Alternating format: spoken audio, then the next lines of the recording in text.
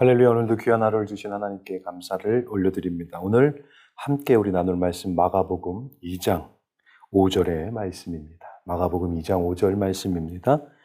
예수께서 그들의 믿음을 보시고 중풍병자에게 이르되 작은 자야 내 죄 사함을 받았느니라 하시니.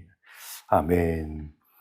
오늘 우리가 함께 나눌 말씀의 제목은요, 예수님께서 주시는 것이라는 제목으로 함께 은혜를 나누도록 합니다. 오늘 본문에 예수님께서는요, 믿음을 보인 이 중풍병자에게 소자야 이렇게 말씀하세요. 그를 따뜻하게 불러주시는데 특별히 소자야 이렇게 불러주십니다.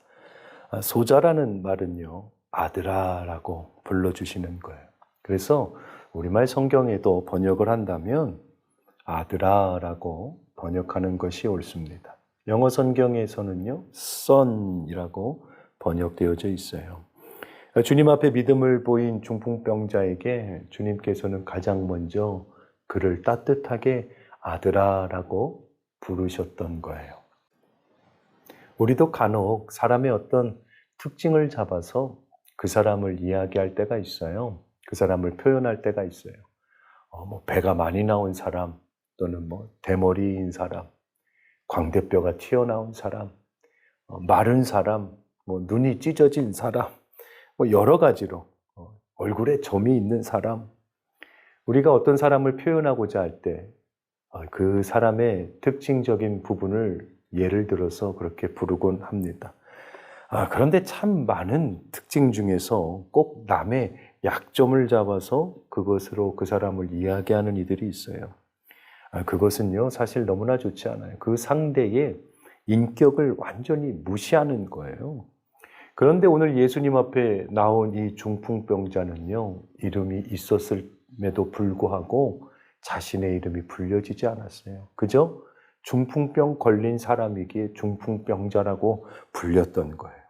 인격을 무시당했어요. 아무도 그의 이름에 관심이 없습니다. 그의 정체성에 관심이 없어요. 그가 누구인지, 그가 어느 가정에 있었는지 아무도 관심을 가지지 않아요. 그렇게 소외되고 그렇게 외롭고 마음 아픈 시간을 보내던 이 중풍병자에게 예수님은요, 가장 먼저 소자야, 아들아, 나의 아들아 이렇게 위로해 주시는 거예요. 얼마나 외로웠겠습니까? 몸이 아픈 것만으로도 너무나 힘들 텐데 그 마음이 얼마나 외롭고 또 고통스러웠겠어요. 사람들에게 그렇게 무시당하면서 사는 그 하루하루가요, 아마 지옥같이 느껴졌을 거예요. 오늘날 예수님은 우리에게도 이렇게 불러주세요. 세상이 우리를 무엇이라고 부르건 간에.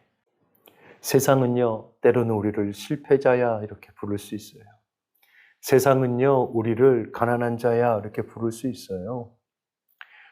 세상은 우리를 향해서 조롱하듯이 이야기할 수 있어요. 하지만 주님께서는요, 오늘날 우리에게도 우리를 불쌍히 여기시고 아들아, 그리고 딸아 이렇게 우리를 불러주시는 거예요. 그 주님의 귀한 음성이 오늘 저와 우리 양주 오산나 교회 모든 성도님들 삶 가운데 들려지길 축원합니다. 그리고 이제는 주님께서 말씀을 마치고 이 사람에게 죄 사함을 받으라라고 말씀하세요. 갑자기 왜 죄 사함을 이야기할까요? 이 중풍병자에게 가장 먼저 필요한 것은 무엇입니까? 병이 낫는 거겠죠. 오늘날에도요, 많은 아픔이 있는 사람들 보면, 육신의 연약함이 있는 사람들을 보면 가장 바라는 게 무엇이겠어요? 로또 복권 당첨도 아닙니다. 수억의 수많은 재산도 아니에요. 아파트도 아니에요. 아무것도 내 손에 쥐어지지 않아도 건강할 수만 있다면 그 소원이 가장 우선되는 것 아니겠어요? 이 중풍병자도 마찬가지예요. 중풍병이 낫는 것이 그의 가장 큰 소원이고 가장 큰 바람이었을 거예요. 그런데 예수님께서는요, 병을 치료하는 것이 아니라 먼저 그에게 죄 사함을 이야기하세요. 죄 사함이 우선이라는 거예요. 우리의 시선으로는 병이 치료되는 것이 우선입니다.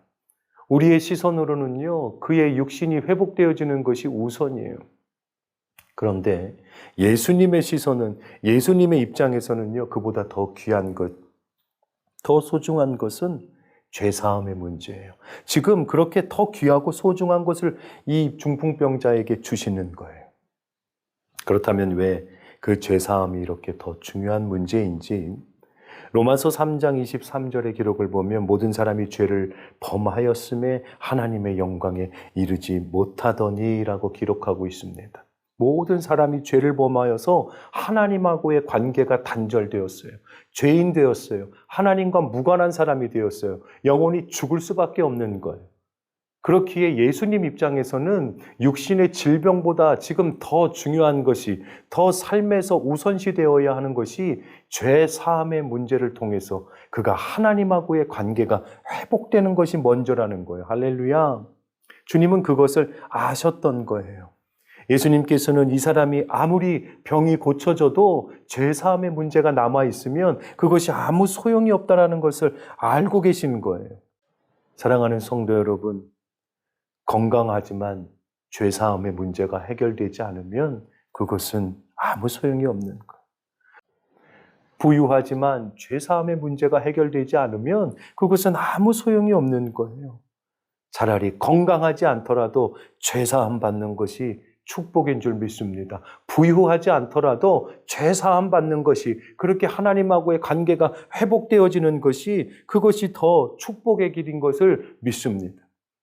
많은 이들이요, 예수님을 믿으러 나올 때, 오늘날에도 마찬가지죠. 기도의 자리로 나오고 주님 앞에 나올 때요, 각자 사실 나름의 목적을 가지고 나옵니다.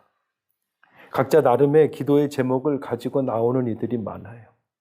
이 중풍병자도 마찬가지입니다. 예수님 앞에 나올 때 자신이 바라는 목적을 가지고 나왔어요. 예수 믿으면 내가 원하는 것을 얻을 수 있겠지. 예수 믿으면 내 이 질병이 치료함 받을 수 있겠지. 예수 믿으면 이렇게 소외되고 이렇게 외로운 삶이 끝날 수 있겠지. 그런 기대를 가지고 나왔어요. 하지만 주님께서는요, 내게 가장 중요한 것이 무엇인지를 알기에 지금 그 귀한 것을 주시고 싶어 하시는 것. 오늘날 우리에게도 마찬가지예요. 우리는 부유한 것을 원할 수 있어요. 육신의 연약함이 아니라 강건해지는 것을 원할 수 있어요. 우리는 명예로워지는 것을 원할 수 있고요. 권력을 갖는 것을 원할 수 있어요. 높은 자리에 오를 것을 우리는 소원할 수 있어요. 많은 것을 누리는 것을 소원할 수 있어요. 하지만 예수님께서 원하는 것은 죄사함이에요. 물질의 여유함이 없더라도 하나님하고의 관계가 회복되어지길 원하세요. 건강치 않더라도 지금 연약한 모습이더라도 하나님 앞에 인정받고 하나님하고의 관계가 회복되어지길 원하신다는 거예요. 영원히 죽을 수밖에 없는 그 죄사함의 문제도 해결하시는 하나님께서 육신의 병고침이야 너무나 쉽게 해줄 수 있으시다는 거예요. 예수님은요, 병을 고치러 오신 것이 아니에요. 우리를 부유케 하러 오신 것이 아니에요. 우리를 명예롭게 하고 권력을 잡은 자 되게 하러 오신 것이 아니에요. 높은 자리에 앉게 하려고 이 땅에 오신 것이 아니에요. 하나님과의 관계를 회복시키고 죄사함의 문제를 해결하시러 오신 거예요. 오늘도 예수 그리스도를 통해서 하나님과의 온전한 관계 가운데 있는 양주 오산나 교회와 모든 성도님들의 삶이 되길 주님의 이름으로 축원합니다.